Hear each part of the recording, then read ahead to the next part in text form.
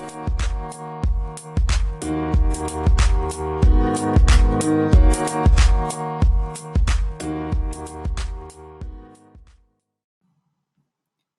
guys, thanks again for tuning in to another episode of the Fitness Experiment podcast. Today's episode is part 2 of the interview we did with Deon Keller.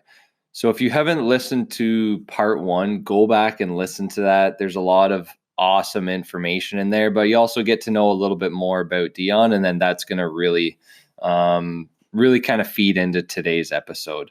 Because today is... and this is just a continuation of our conversation from last time. I would say this is the ultimate critical thinking podcast. To be honest, Jesse and I kind of just sat back for several minutes at a time in this episode because you could tell that these were things that Deon thinks a lot about, his experiences in a classroom, what he sees with kids, how he thinks things have changed, maybe need to change, and maybe doesn't necessarily get a platform to get that out there to people. So like I said, we kind of just let him go off at some points, and it's like awesome stuff. I don't even know how to summarize it for you. I know that you're going to dig this episode.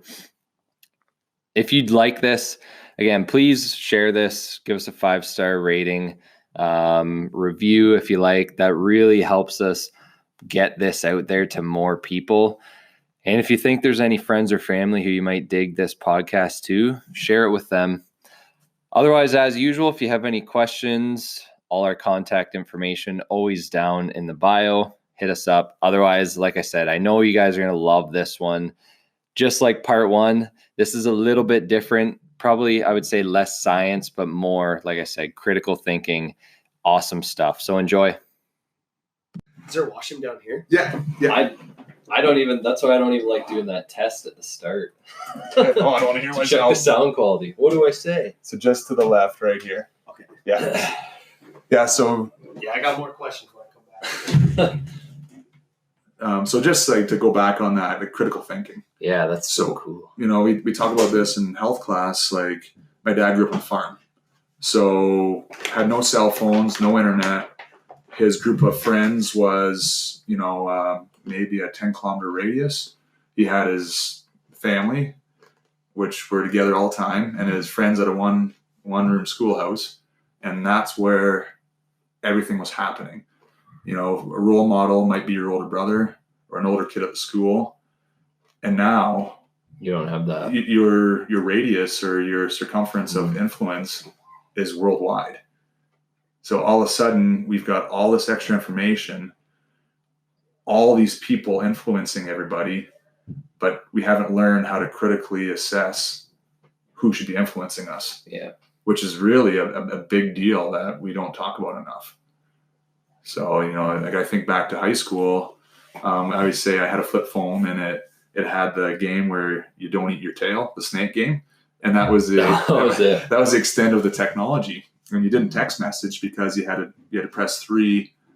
I think it was three times to get to C, right? So like it took half an hour to do a text message, so you still used your phone for a phone.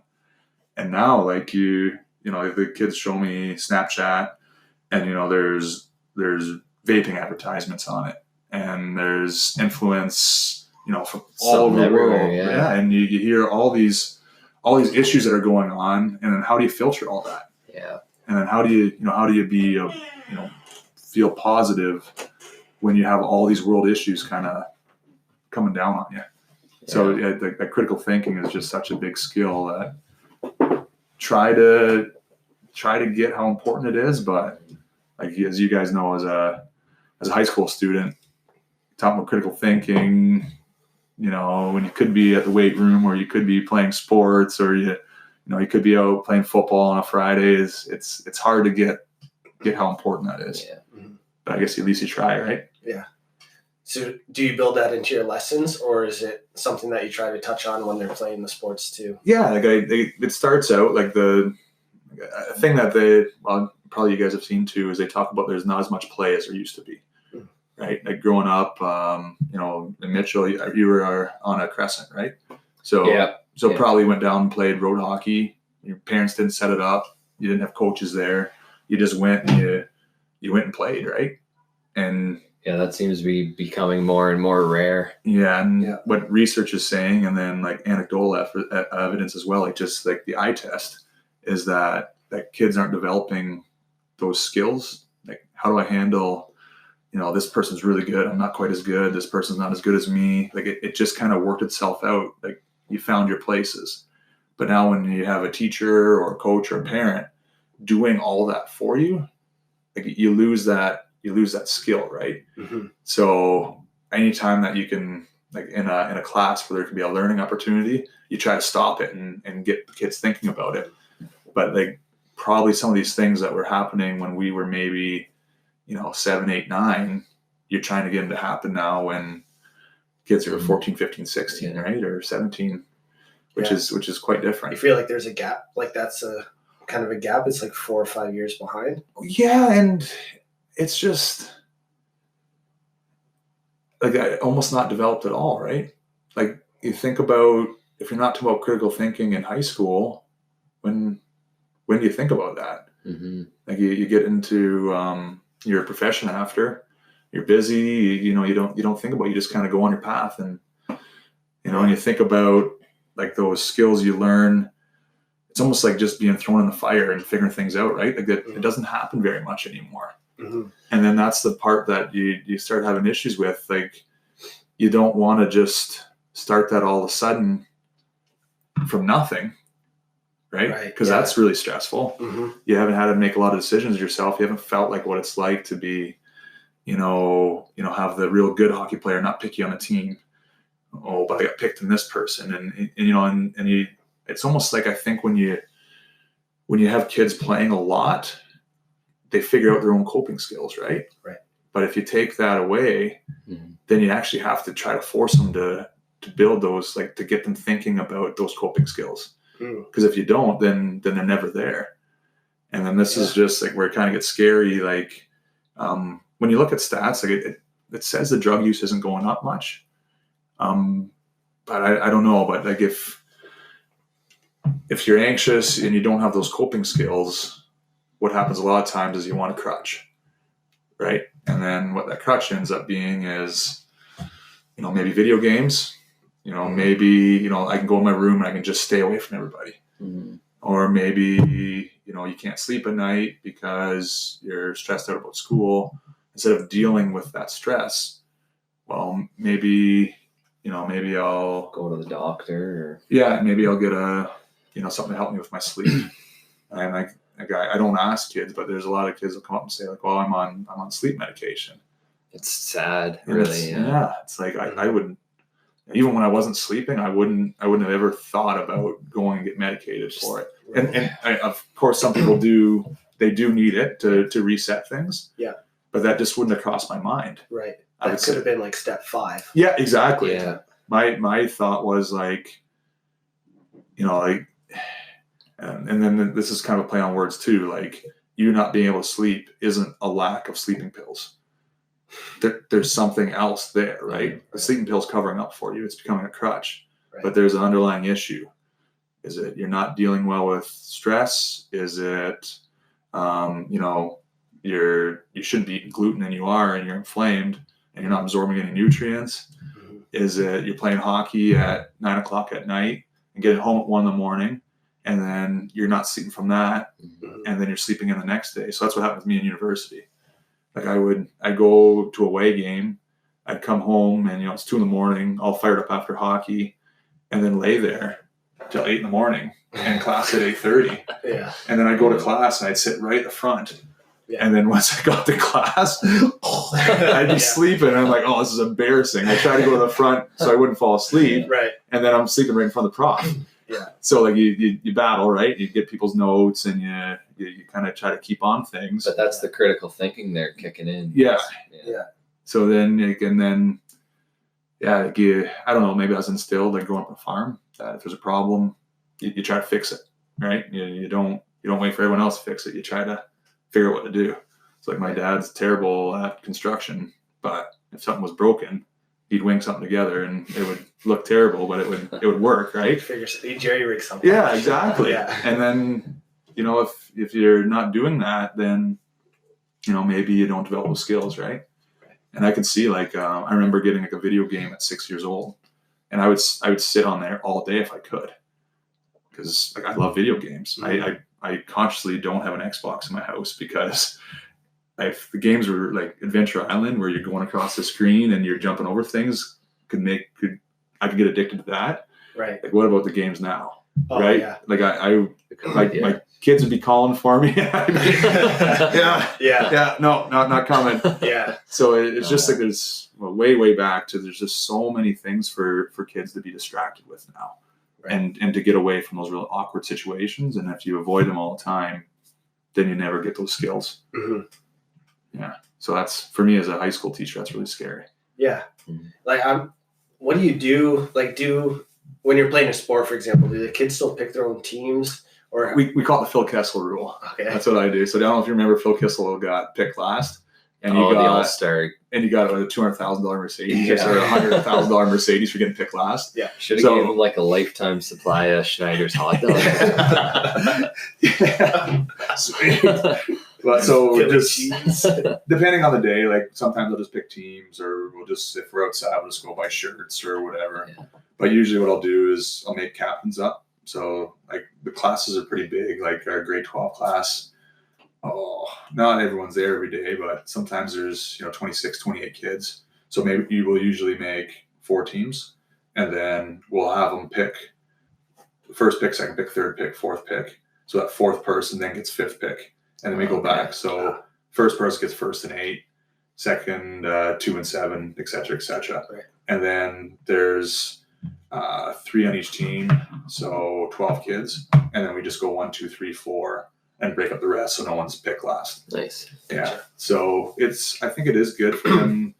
Ideally, like I would want them to, a perfect gym class, in my opinion, is I can come in, the equipment's set up, they've taken onus, they know what they're doing, they set it up, they can make teams, and I'm there.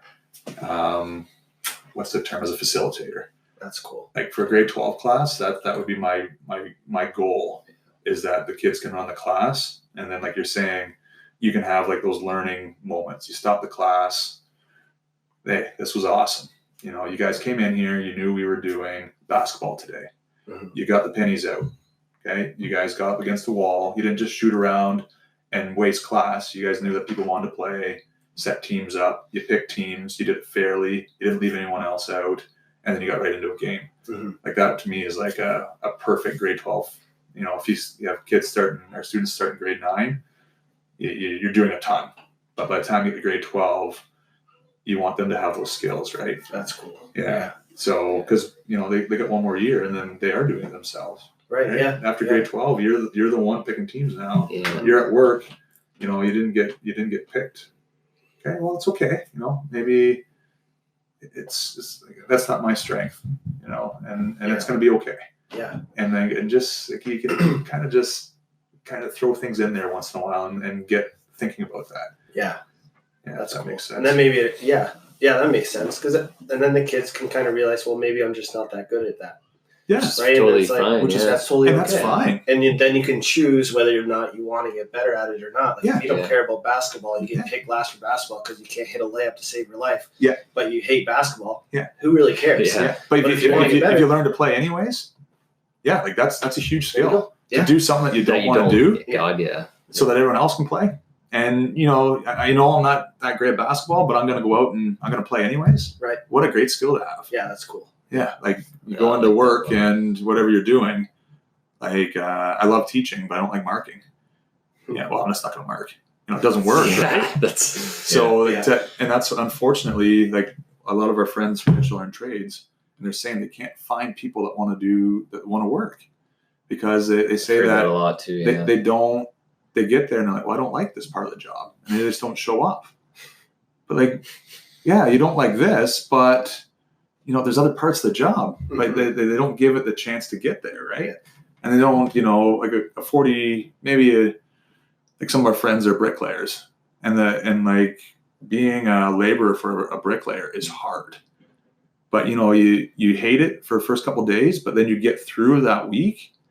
If you don't get through that week, you never get to feel like you accomplished something. Right. Yeah. Where at the end of the week, all of a sudden, maybe people are a little bit hard on you. Like, come on, because you're just starting.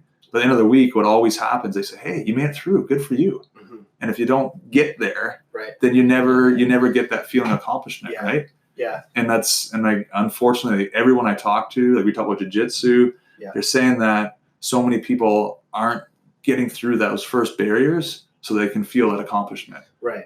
And if you don't get through those barriers and you don't feel that accomplishment, then you just go kind of spot to spot to spot to spot to spot. Yeah. And you never feel like what it's like to overcome something that you don't like doing.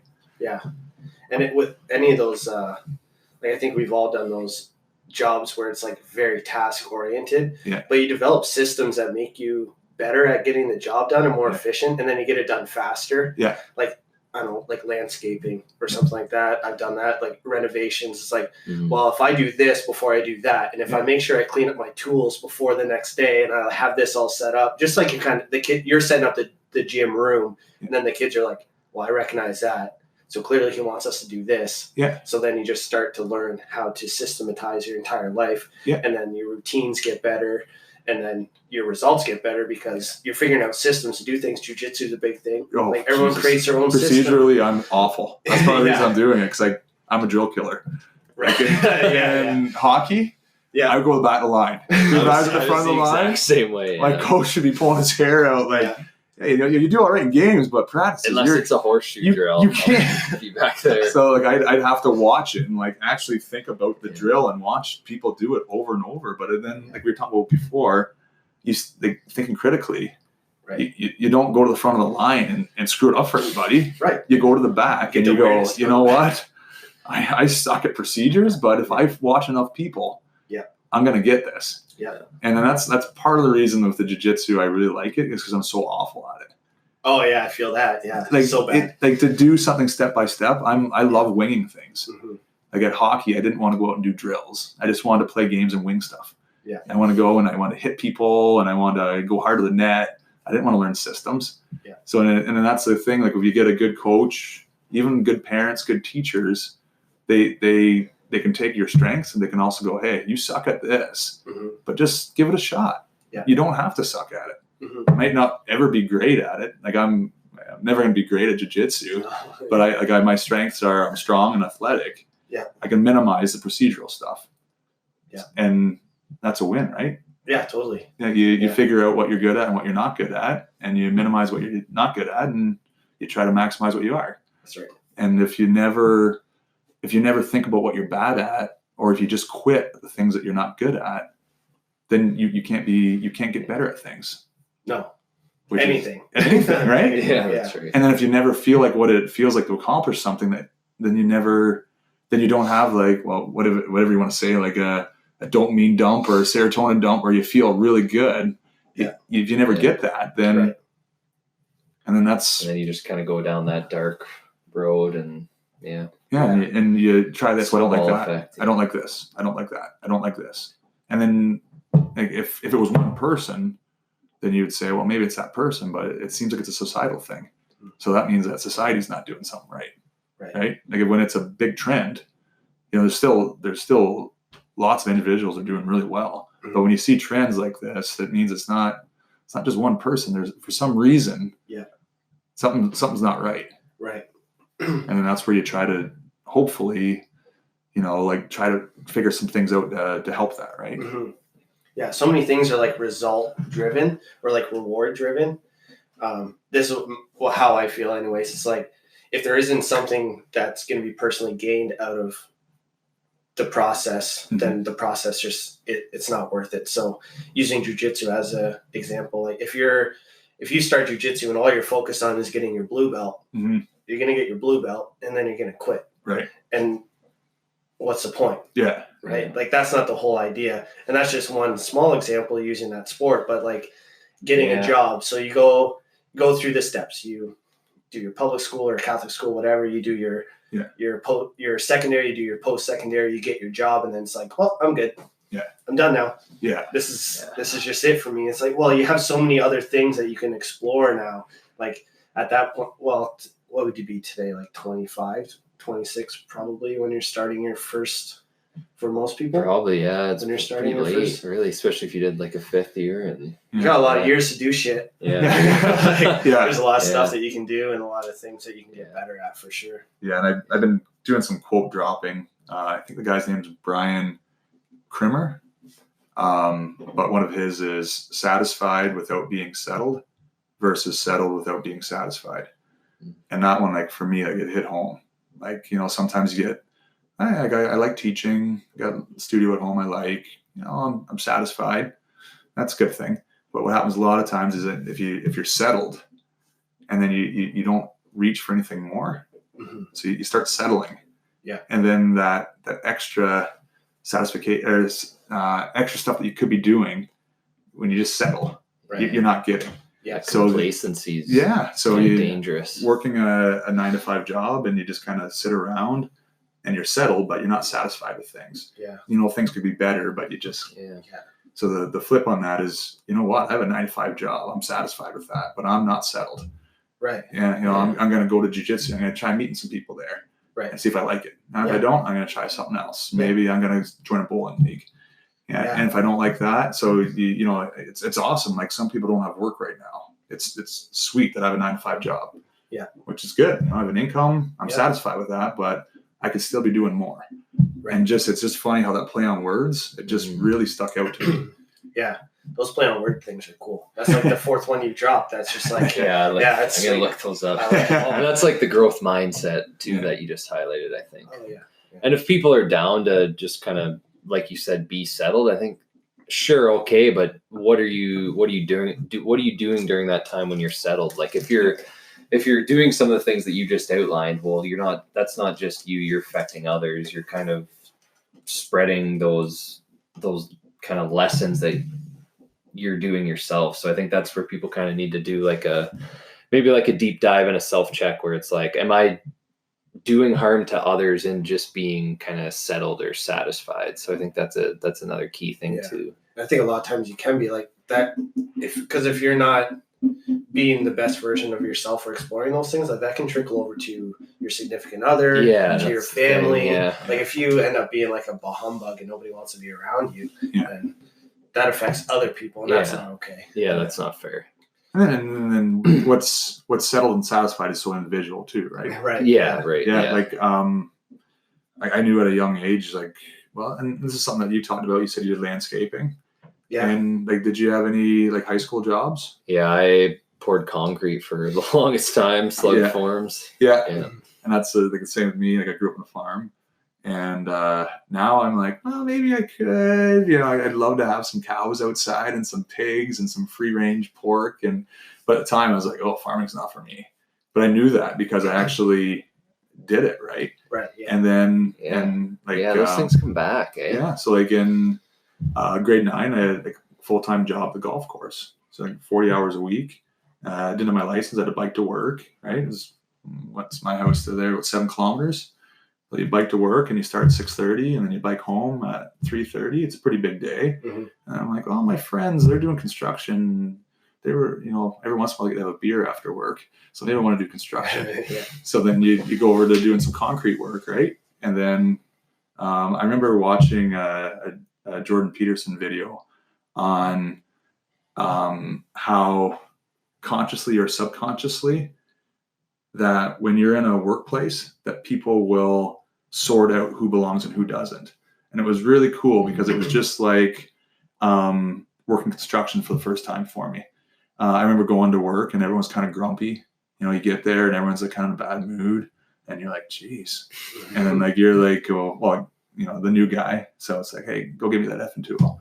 Like, what, are you dumb? I'm like, well, actually, I've never worked construction before. That's what you're thinking, but you don't say that, right? You're like, you live with me? No, I'm not living with you. So, you know, you just battle through and then you go home and you're like, wow, you know, they're kind of mean to me. And they're like, my dad's like, well, so, you know, you want to go to work and you want to learn a bit and make some money? You just want to sit at home. It's like, yeah. But then like at the end of the week, all of a sudden those people that were a little bit mean, once work's over, like, oh, these are really nice guys. You know, like they say like, hey, you know, hey, you want a beer? I'm like, oh, like, yeah, I love a beer. And then you sit around and you talk and you find out that like really nice people. Right. 9 to 5, they're very focused on their work. Right. They want to be efficient, Mhm. and they don't want someone that's, that is just going to quit if things get tough. Right. Yeah. And that was one of the Jordan Peterson things is that he talked about is that subconsciously, consciously, what happens a lot of times in physical demanding jobs is that they're filtering people out. Right. They're hard on them because they don't want to do more work than someone else. And that really struck home because that was like my exact experience with construction. That's cool. And then he said, like, at the end of the week, he's like, all these people that were, do this, do that. They're like, hey, great work. Yeah. And you're like, whoa, what happened? Where was that Monday? So he's saying, well, then it feels even better because you know where you came from and where you ended. And then you could see that, right? If some kid comes in and you just sugarcoat everything, and then maybe they stick around for 3 weeks, but they don't work hard. Mm-hmm. That's 3 weeks wasted of right. So if you're a little tough on them at the start, and they get through that, then maybe this kid actually wants to be here. Yeah. And you never think about that. I don't think like trying to be mean to someone and filtering them out, but you could see how subconsciously you're putting demands on this person to see if they actually are going to willing to put the work in. Yeah. Right. Yeah, they're kind of filtering you out. Yeah. So imagine like you're doing landscaping and you got to be there for 6 Friday morning. Yeah. Oh well, I have hockey Thursday night, so I can't make it. Are you serious? Yeah. Or my back's sore from shoveling, like on your first day. Yeah. You're 16 years old. Yeah. You're just not used to it yet. Yeah. Oh yeah. Just you see how like you have to take the morning off. Yeah. You see how like it filters out because like a lot of jobs are very physical. Mm-hmm. The last thing you want to do is to be doing extra work for someone else. Right. Yeah. So absolutely. I never even put that together until after. Yeah. Do you guys remember those bosses that you had? Oh God. Yeah. Yeah. Me too. Yeah. Isn't that funny? Like I can't. There's some people.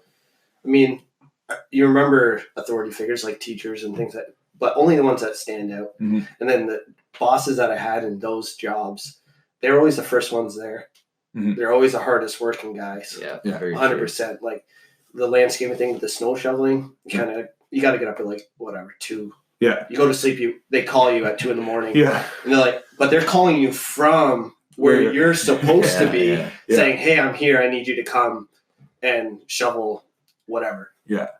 But they were always like they were true leaders. Sure. They weren't really bosses to me. Yeah. And it's like good hockey coaches. Yeah. Good fitness coaches, good teachers. Like they were like greeting you and they were there first, and they weren't just telling you what to do, but they were like leading by example and helping you with how to actually do it. Yeah. Without coddling you and telling you exactly what to do. Yeah. It's like, you got to go do this. Figure it out. Yeah. And you're like, oh, shit. What shovel do I use? Right. Like, yeah. And then, sometimes it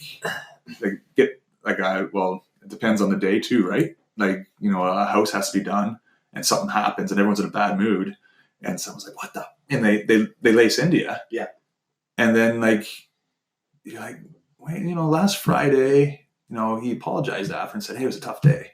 Mm-hmm. And you start seeing like how what's actually happening isn't necessarily due to what you're doing, right? You start seeing it's not just internal things. It's just you. There's external factors going on. Mm-hmm. And you start learning that, right? Right. But if you just quit and go home and you don't have the boss apologize on Friday and have a cold beer for you and say, hey, good work this week. Mm-hmm. You never got to that point where you're getting reinforced that, hey, you did do a good job. Yeah. Right. Which is, and if you never get that, then you just think work sucks all the time and everyone's mean to you. Right. Because you haven't got to the point where they went, okay, well, you're testing you. Yeah. Subconsciously, consciously, had a bad day, whatever. Yeah. Which I think is huge, right? Yeah. And you realize that they're actually super caring people. And they're being empathetic at that point. Yeah. And they're still like it's their livelihood too, right? Mm-hmm. They don't want to be cleaning up for you all day, and they don't want to be, like you're saying, like,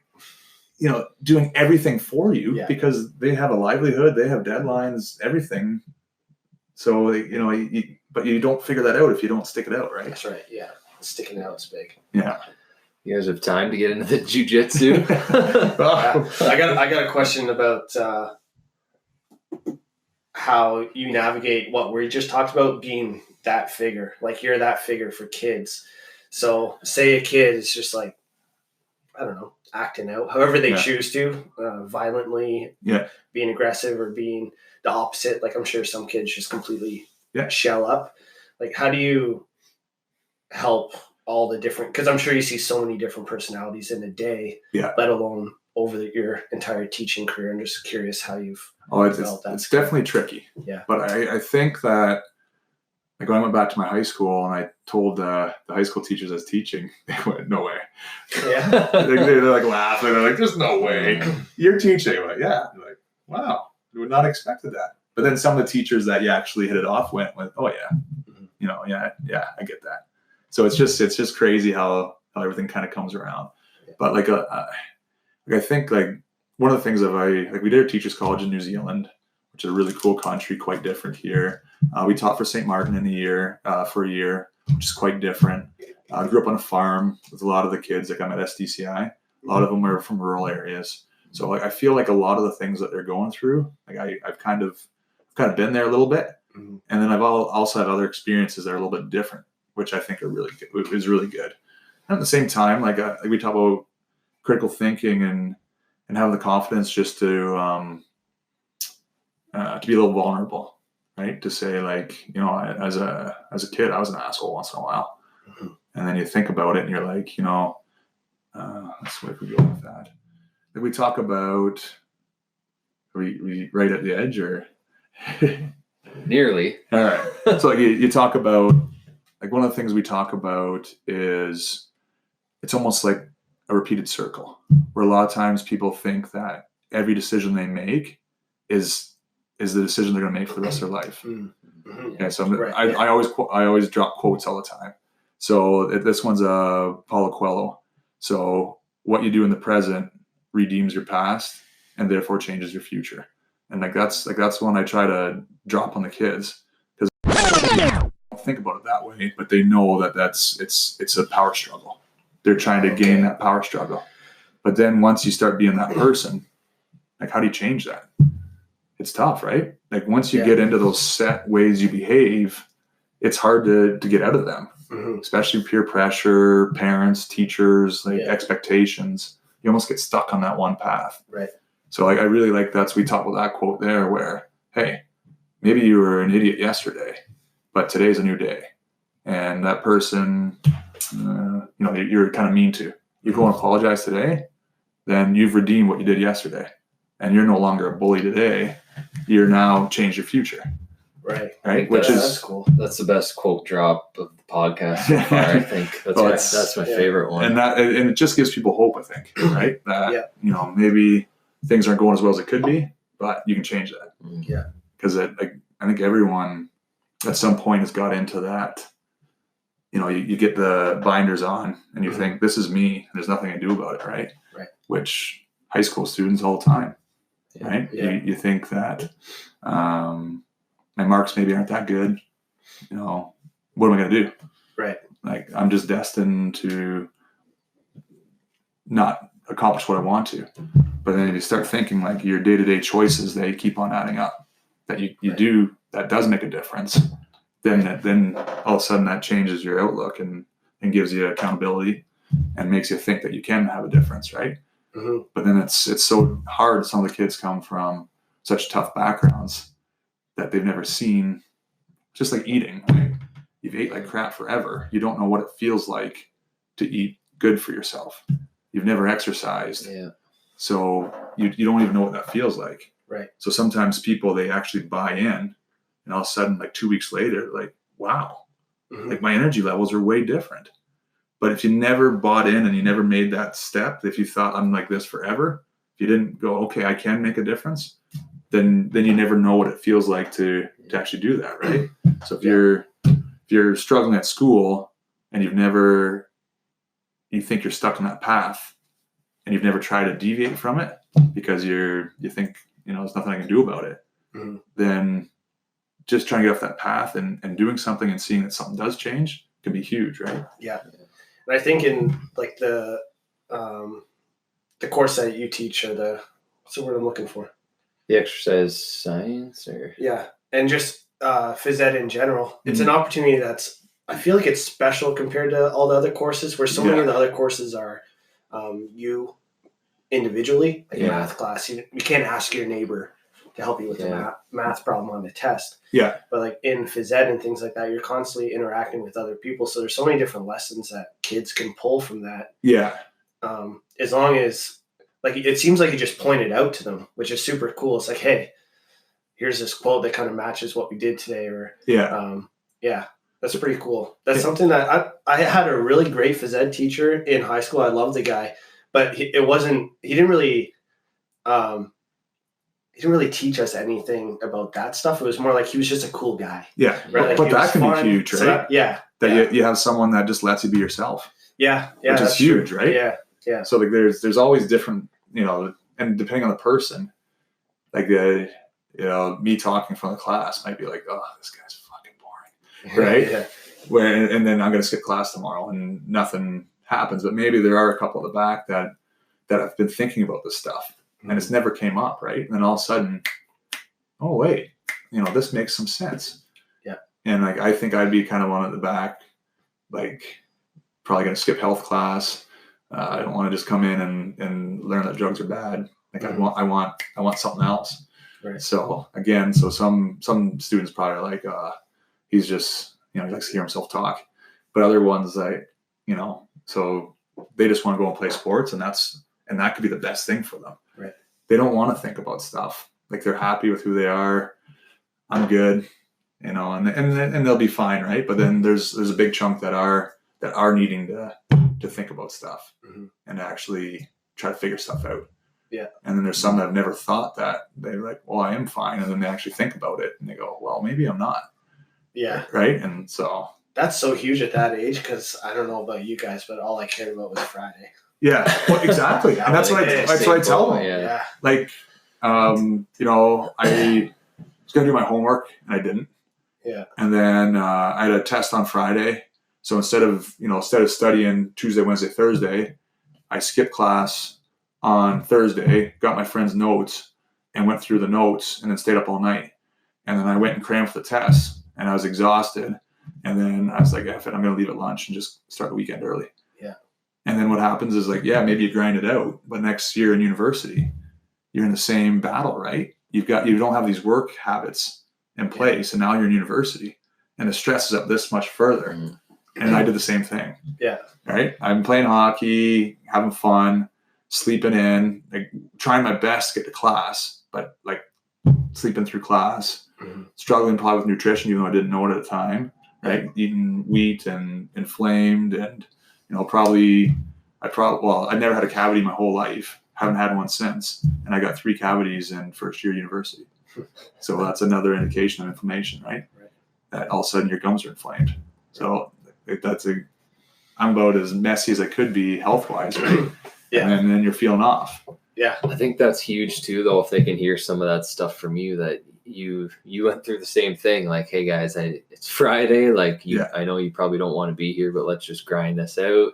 You'll be in a better position come Monday. Have your fun on the weekend. We'll get back to work, and then you don't have to worry about getting caught up. And yeah, I think people like hearing from someone who obviously they have the experience, put it that way. And I know Poliquin has some good quotes on that too, about and that kind of goes full circle about what we talked about earlier, but is people kind of preaching things that they have experience on, and then others preaching about things that they've never experienced themselves and they don't know anything about it. So I think point being is to kind of share that with the kids. I think that's really, really something valuable to have. Yeah. And it is like you're kind of vulnerable in front of class, right? Yeah. So I hate talking. Well, this is kind of, I don't know if I'm using irony properly, but like talking with a bunch of people and get in front of a group and stuff, I hate it, right? But it's something that I've kind of got a little better at. So, you go into a class of 30 kids in health class the first time, and you're like, oh my God. Yeah. There's 30 guys that want to be in the, playing floor hockey right now. And I'm standing in front of them talking about critical thinking. It's a little intimidating. Yeah. But I don't know. Like, I think as you kind of get, you get your head around things, and if you want to actually make changes, you have to be authentic. And that's one thing, like, I don't think enough teachers and parents give high school students enough credit that, like, that's the time, like, when you're a teenager, you're the most open for everything. Yeah. Like, you're curious, you're trying to figure out who you are, your thoughts are all over the place, you're trying to figure things out.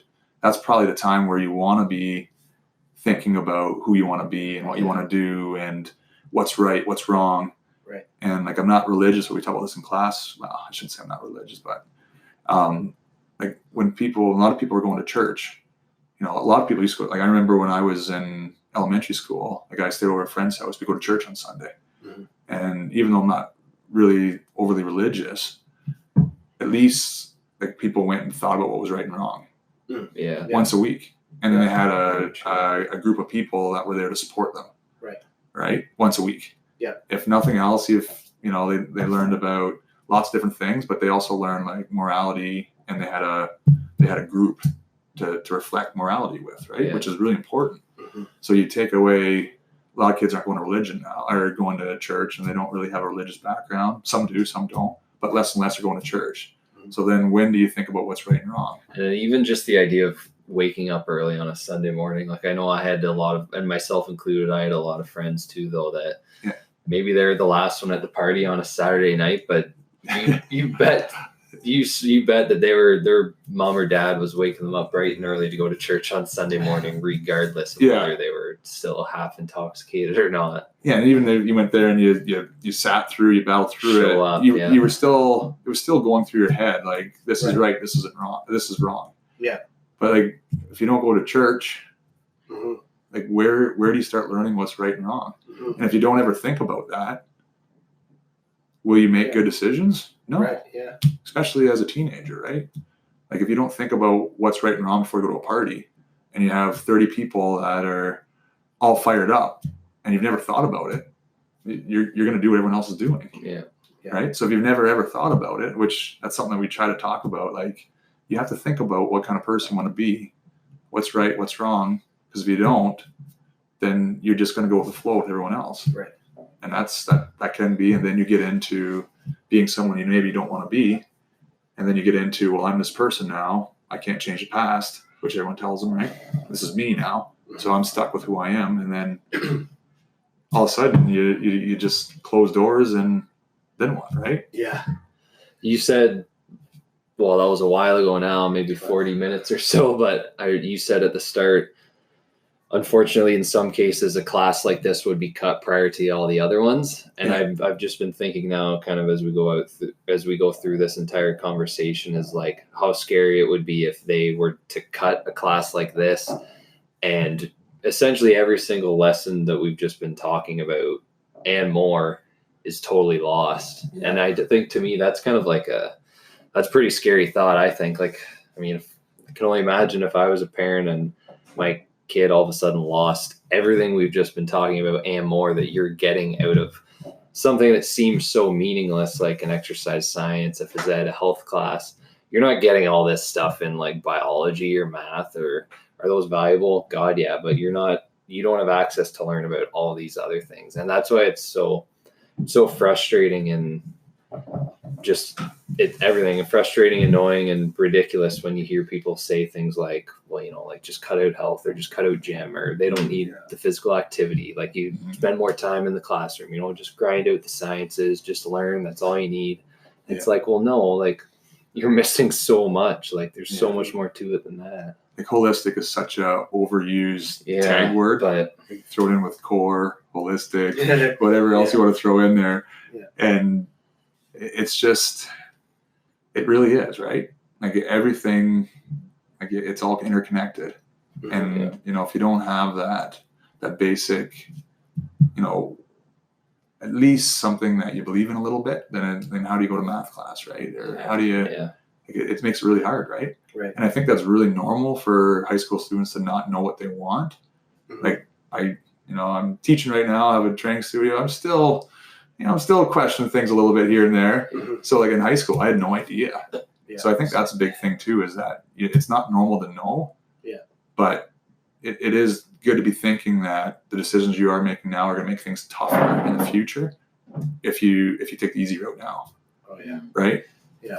And like you're saying with chemistry, biology, math, like the curriculum is very important. Mhm. And then again, even like if you're not a math person, well, like grinding it out and doing it anyways, right? Yeah, that's important. And I don't really like chemistry, but I want to get into nursing. Well, like, chemistry is going to be important at some point, but if you don't think about the future, then it's hard to get to chemistry class and grind out chemistry, right? Mhm. Yeah. So there's just so many things going on. I think similar to you, like if I think back to especially some of my experiences in high school, like some of the things I hated most are the things that I love the most now, like Yeah, that's funny. chemistry, biology, speaking in front of people, like despised every single one of those things. Reading, despised that as well. I don't think I would have now come to love these things, and can't imagine not doing all of those things if I wouldn't have had a lot of the experiences we talked about, like the work in construction, the getting yelled at and snapped on by sports coaches or bosses or parents, or the going to church, all my siblings, like the list goes on and on and on, but those are all kind of the experiences we've been talking about. And if I didn't have those, then God, I don't know. Yeah. And then just like kind of like that whole idea of like grind it out now so that those doors stay open. Yeah. Because like if it wasn't for OAC, I probably wouldn't have went to university, which is really crazy to think about. Yeah. So OAC, it would have been done before both you guys finished, but I'm not sure. OAC was like grade 13. It's like a mandatory, right? Yeah. So if you want to go to university, you had to do 6 university credits or OAC credits. Okay. And that's what they use to go to university. Mm-hmm. So like in like grade 9, I was taking like I think I took like I can't remember how it was streamed then. It wasn't academic and the kind of the levels of it was streamed differently, like college, university. So now it's applied and academic in grade 9, and I took applied courses in grade 9. I didn't know. I was like, yeah, whatever. And then in grade 10, like my parents were like, well, why'd you take that? And maybe they probably should have known better, but didn't. So I had to go back and get like permission from teachers to jump from grade 9 applied to like the academic courses. And I can't remember, maybe in English and math, and it worked out all right. But I didn't put any really emphasis on school until grade 12. But I started working construction. I'm like, geez, I don't know if this is for me for the rest of my life. That's the thing too, yeah. Yeah. So we had grade 13, right, OAC, and that was the year where I was like, holy cow, like I don't know what I'm doing. Or at least I should do something. Yeah. And my parents were like, well, you should probably go to university. I was like, okay. I don't know what else I'm going to do. Yeah. So then you start trying a little bit harder, and like definitely could have been tried harder, but did enough to get to university, right? Yeah. But that's what I tell the students, like some of my friends didn't go to university, and they're way better off than I am right now. They did their trades, they worked hard, they got good paying jobs, and they're great. For me, it took me a little bit longer to figure things out. I know if I was in the trades, I wouldn't be happy. Right. But if it wasn't for OAC and then getting into university, well, then what, right? So even though I didn't want to do school at the time, it ended up like at open doors. So I'm like, it was OAC Ken, which is like the Ken class you came and spoke to, intro to kinesiology. And I was like, oh, wow, I really like this. And then took kinesiology at university. And I really liked some parts of the kinesiology, but it was always like fitness I wanted to do. And there wasn't a lot of it. There wasn't a lot of practical application, but you battle through and and you get through and get your degree. Yeah. And then from there, like I remember a project in like grade 10 travel and tourism, or grade 11 travel and tourism was on New Zealand. And I wanted to go to New Zealand after my undergrad. And then I met my wife at university, and she wanted to go to teachers college. So I'm like, well, why don't we go to New Zealand, do teachers college together? So we went there, and then I'm like, geez, this teaching is I actually enjoy it. So that's why I tell the students, that's why like I'm not really your typical teacher, because it's not like I was at 5 years old and like, oh, I'm gonna be a teacher. Right. It was like, I'm done university now.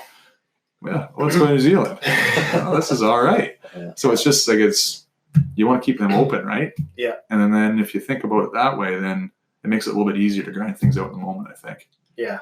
Yeah, that's cool. Yeah. Kind of left your future open to whatever happen. And then going to New Zealand, like I worked at some gyms in university, but never really got into fitness that much. Nothing really clicked yet. But when I was in university, Paul Check had done a tour through Australia and New Zealand, and Charles Poliquin had done a tour through Australia and New Zealand. So I went for an interview at a gym, and they're like, so what's your thoughts on Charles Poliquin? I'm like, who? And they're like, he's from Quebec, or he's from Ottawa. He's Canadian. I'm like, I don't know who that is. And they're like, you're not working here. So I was like, they didn't say it at the time, but I didn't get the job. So my wife actually said, call him back and see why you didn't get the job. So I was like, I'm not going to do that. And she's like, do it. So I called him back and I'm like, why didn't I get the job? And they're like, well, you seem like a nice person, but you just don't have the knowledge base.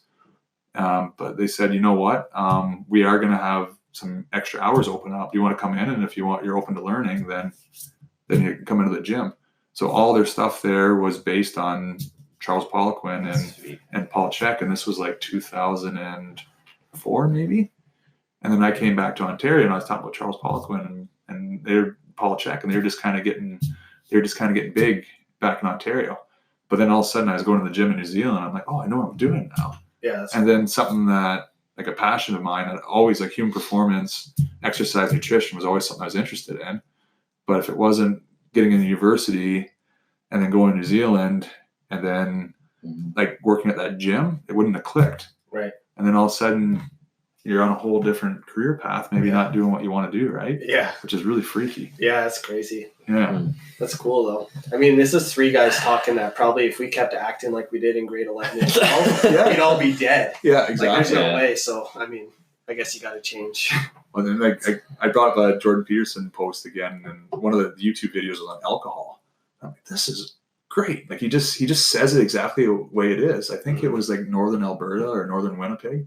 And he's like, yeah, I was in a small town, and this is when drinking and driving was okay.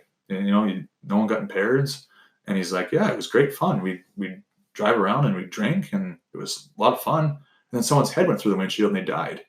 And we went, oh, maybe this isn't so much fun. Right. And it was just like it's just raw, like the whole teenage mindset is like, I'm invincible. Right. And then like you have to kind of bring that in, right?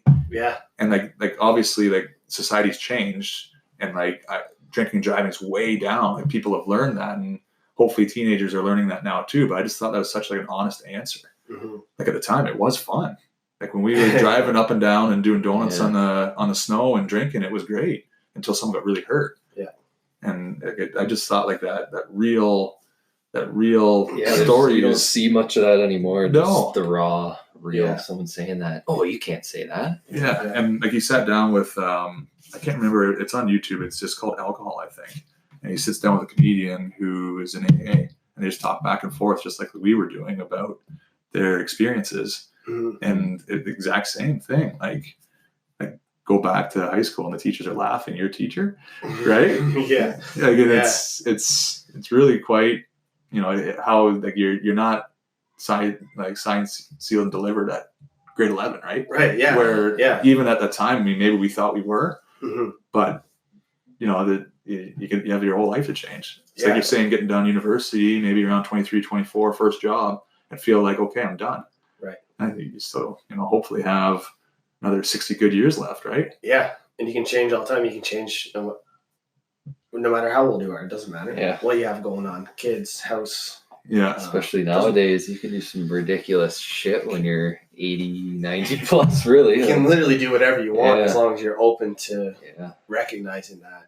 And that's where we were kind of trashing like the social media, all the information at the start. But like it took me to go into New Zealand to learn about these influential people. Yeah. The one cool thing is that you can go on your phone and you can find someone. You might, but the problem is that there's 10,000 people that maybe aren't right for you. Yeah. Mm-hmm.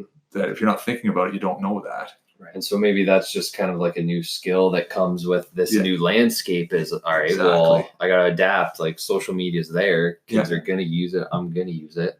Yeah. Well, now I need to learn how to find someone that's good and not full of shit. And then I can use that to my advantage. Yeah. And then technology has advanced so fast, but our thinking hasn't caught up with that. Right. Yeah. So we haven't evolved as fast as technology, which makes sense. Right. Yeah. So is that a course topic at all in health class? Like it's social huge. media? Yeah. Huge. That's cool. That's good to hear. And it's hard because like for us, we didn't grow up with it, but like I'll be on Instagram and all of a sudden half an hour later, I'm like, holy cow, like where'd the half an hour go? Yeah. And we've got lots going on. We think about that stuff. So like to be students, you can see why it's so addictive. Oh yeah. And I remember reading about video games, like they're always addictive for me. But you think about now, they're that much better. You can play your friends in your basement, like, and then that's what they're saying. A lot of these students, like boys and girls, they're craving excitement and they're craving challenges in real life, but it's kind of scary for them. So like they have to get outside the comfort zone to have these challenges. Mm-hmm. So they can go into their bedroom and they can play these video games and they can get those challenges and those rewards. Even though it's virtual, it's still rewarding, right? Yeah. So I can do this in my room and get all this real positive feedback. And, what's a PlayStation quote? It's something, it's right about that. Like destiny is within you or something is like the PlayStation quote. So, and you can see that, right? Right. I can be in my room and I can be a superhero. Yeah. But outside, like I have to get outside my comfort zone. Mm-hmm. So you can see how like the video games have... Yeah. And you talk to students and they say, like I go home, I play video games till 2 a.m. and I get up and I have a monster and I go to school.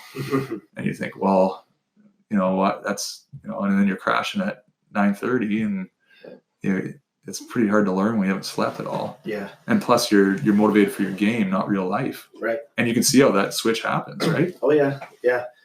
And you can find online, a community that supports anything that you believe in. Exactly. So you can find like-minded people, and then that becomes your escape.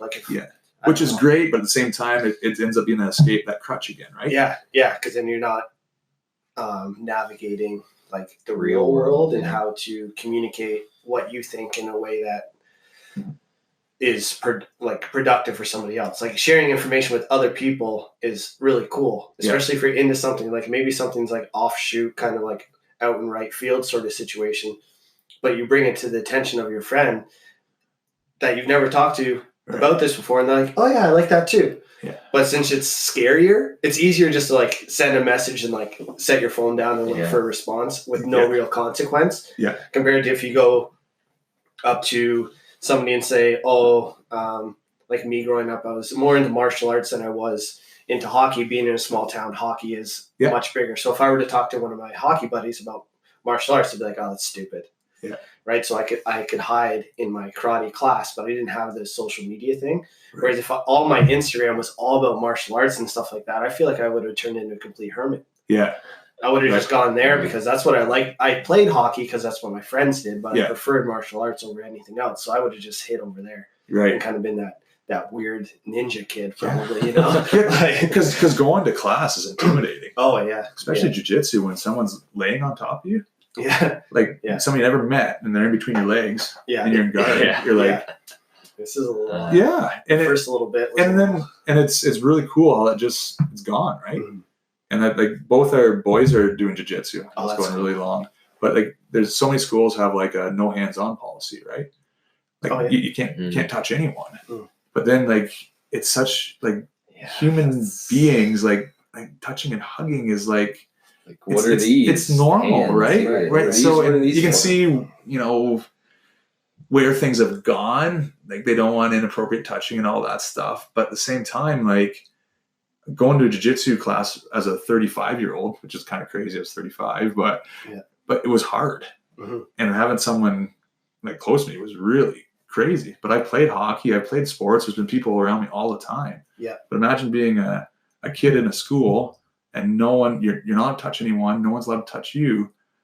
And then you kind of grow up with that. And then that's another crutch, right? You don't want anyone near you. Yeah. So part of the reason I really wanted the boys to go into jiu-jitsu is to get in their heads right away. Hey, it's not a big deal. Right. Yeah. Yeah. And I think that's quite important. Yeah. That, someone bumped into me. Hey, it's not a big deal. Not a big deal. You don't get all puffy. Yeah. Yeah, exactly. Yeah. It's I'm sure we've all experienced that at a bar, right? You bump into somebody by accident, it's an automatic peacock puff. Yeah. And you're like, whoa, I'm sorry, I didn't mean to. Yeah. But it's such an instinctual reaction. And I think it goes back to just people aren't used to being comfortable in those physical conflicts. Yeah. Where they don't have the confidence or whatever. It's threatening if somebody touches you, when that's not always the case.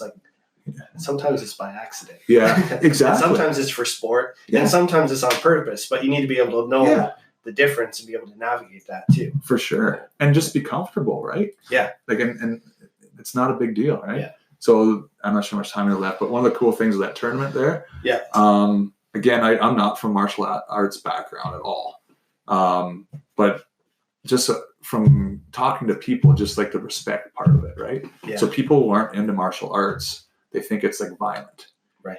But when you get to these tournaments, it's actually the opposite. Yeah. You're learning how to defend yourself. You're competitive, right. But it's in a controlled manner with a lot of respect.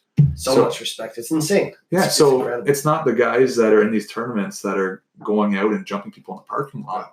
They're learning to do the opposite. Yeah. Right. And girls. Sorry, I said guys, but I meant both. Right. Yeah. Like if you're confident in yourself, you don't have to go gain confidence by jumping someone and punching them in the back of the head. Right. Because you already have that confidence, right? Yeah. You don't have to prove anything. Right. So one of my friends was there before, Rex, and it was like, I think like 9 and 10-year-old kids. Oh yeah, in the morning, yeah. Yeah, and it was like, I think they were doing 5-minute rounds too. Yeah. But the one, it was like 6-6 or something in points, and it was like 4 minutes and 30 seconds. And the one kid, I think, got mount. So that's an extra 4 points. So it's 10-6 all of a sudden. He said the kid in the bottom just like got crushed. Like you could just see like tears were starting and everything. And then at the end of it, at the 5 minutes, it was over. The kid on top won. The kid in the bottom he was done then, right? He's like, he's got mount and done and just crushed. So the kid picked him up and gave him a big hug.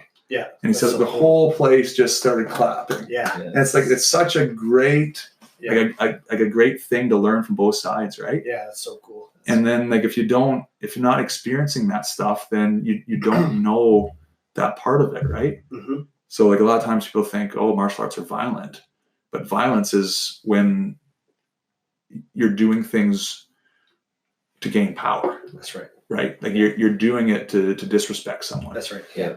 Where and that's something else that never gets talked about, right? Mm-hmm. So there's I think it was St. Andrews College, is a private school in Toronto. And at schools, you're not allowed to have snowball fights anymore. So at the football field, if you go on the football field, this is from a book I read, so I'm paraphrasing it. Yeah. But the football field, that if you're on the football field, that you can get hit with snowballs. Okay. So you go to the football field if you want to at school, and or vice versa. And I'm with some friends, and he walks by, and I smoke him with a snowball. Like that's brutal, right? Right? It's violent. Yeah. But at the same time, if we go out there and we're having fun throwing snowballs around, it's not violent anymore. No, because it's an agreed upon thing. It's consensual. Yeah. And I read that, and it's just such a simple idea. Yeah. But like, imagine how much fun that would be in high school. Go out there and have a snowball fight and not worry about getting suspended. Yeah. And then at the same time, you're still that idiot that's picking on people. Right. It can still be condoned, right? Yeah. And it's like you're saying your cake and eat it too. That's actually a situation where you kind of get best of both worlds, right? Yeah. Yeah, that's cool. And it eliminates that bully. It's done. Exactly. Because if that person who's picking on someone who is not willing, then everyone's going to be like, what are you doing? Like you can go and do that over there. Yeah. And then it makes them look kind of like a coward. It takes his power away, right? Which is what you want. Yeah. And then and it's just almost like jiu-jitsu, right? You go into a ring and it's everything, you've worked towards it. You want to win. It's, there's that competitive part, but at the end it's all about the learning, right? Yeah. And where a fight outside of that, maybe it's two people that have a disagreement and, they fight and they're respectful at the end. That does happen once in a while still. I don't think very often, and they leave it. Yeah. But a lot of the stuff that's happening is like you're saying, someone does something doesn't even mean to, and then sucker punched. Right. And big brawl where everyone's kicking and punching everyone. Like that's violence. That's violence, yeah. Right? And that's a bar fight. Bloody now. dangerous. Bar fights now happen like that. It's not I don't know if it's just like an old Western movie thing where it's like you and me outside and then they go fight in the street and it's like an agreed upon thing. I don't think that happens anymore. But imagine if it did though. Like then you wouldn't have to I don't want to fight, I'm sorry. Yeah. Instead of like, I'm gonna get my friends and I'm gonna jump you and punch in the back of the head when you leave. Yeah. It changes things. Yeah. And then like it's just so we could probably talk about that for another 4 hours too. Oh yeah. Yeah. It's fun. Yeah, we pretty well almost went Joe Rogan length there. Yeah. We didn't even talk about fitness really. Like started there. Started there, didn't get back to it. Yeah. No, that's cool. It's just Next it's cool time. to have the perspective of somebody who's like actively involved with Yeah, the high school on the age front kids. line. And just your thinking of like you're trying to come at these kids. It's like I understand you. Like I've been there, and like you're. Yeah. But there's still gonna be some kids that I don't, right? Because they're in a different spot than me, which is what I'm trying to keep learning with too. Okay, cool. Right, with like what I was saying, like where like assessment, I like numbers. Mm-hmm. Our teachers like, I hate numbers. I want you to. So that's, and then these are the things that are going on inside my head, but actually delivering it, that's tough, right? Mm-hmm. So like some days you walk away and you're like, man, I think that actually hit some kids. Mm-hmm. And other days you have like this cool lesson, and they're like, they walk out and they're like, hey, have a good weekend. Like you tell that you want to put all this into it, and you're like, oh, I didn't hit the spot at all on this one, right? So it's just, So it probably, you try to do lots of good stuff, but it's definitely, it's not all good, right? You try, but.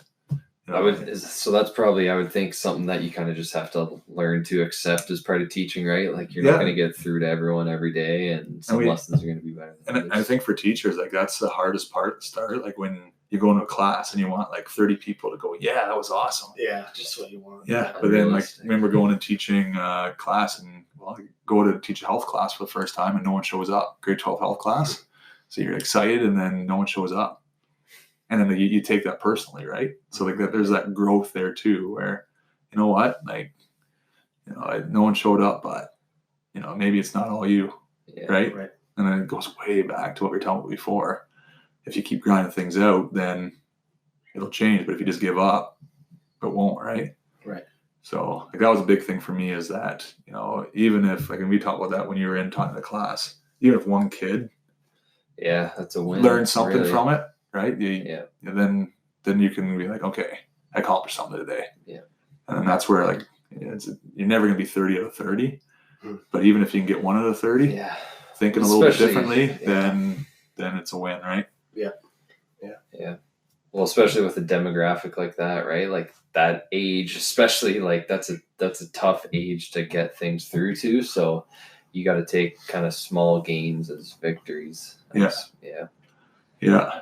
and that's what we talk about. Like teaching, some days it's like on Thursday I had an awesome day. I think it was because it was the kids all had a PA day. It was a Thursday, so they had Friday off. Everyone was in a good mood, and it was like we played floor hockey period 1, and I played, and like our team won. Well, the other team said that we didn't win, but everyone's having a good time. Yeah.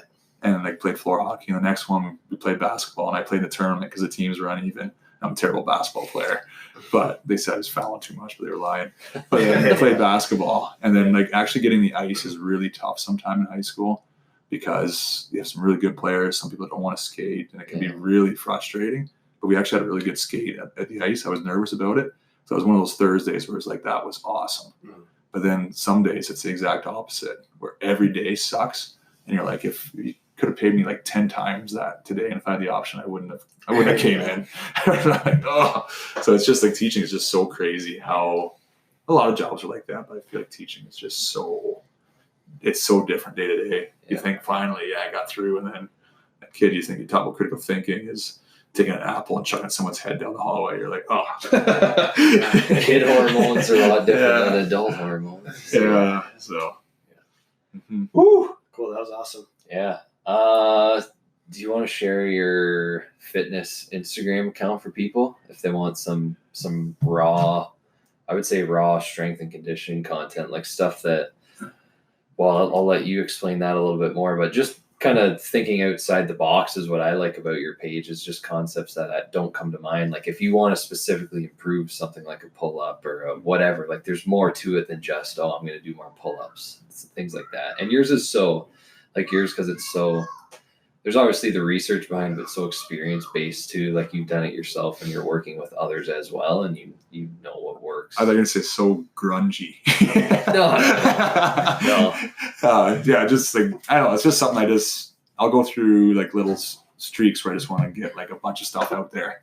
And then I just kind of things get busy, and I kind of like don't really have much to say. It just kind of fades away a bit.